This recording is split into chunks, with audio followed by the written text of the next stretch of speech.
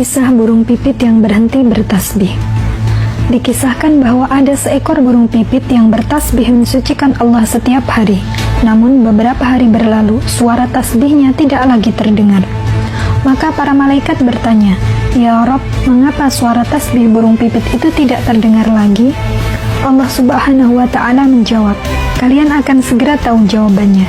Sebentar lagi ia akan datang dan mengadu kepadaku, karena ia tak punya tempat mengadu selain aku." Tak berapa lama berselang, burung pipit itu terlihat berdiri di atas ranting sebatang pohon.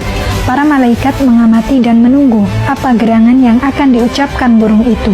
Namun ternyata ia hanya diam. Kemudian Allah berfirman kepadanya, "Sampaikanlah apa hal gerangan yang menyesakkan dadamu." "Ya Rob, aku punya sebuah sarang kecil tempat beristirahat. Engkau telah mengambilnya.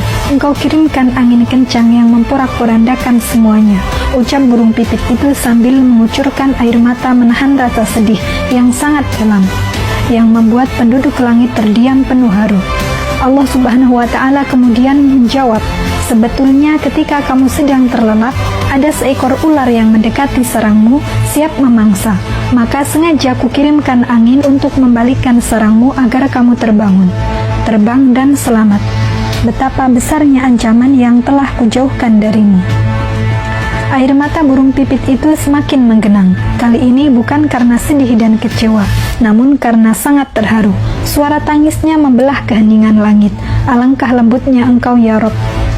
Jangan sedih ketika Allah menghalangimu untuk mendapatkan sesuatu yang engkau cintai. Andai engkau menyadari bagaimana Allah mengatur urusanmu, niscaya hatimu akan larut dalam cintanya.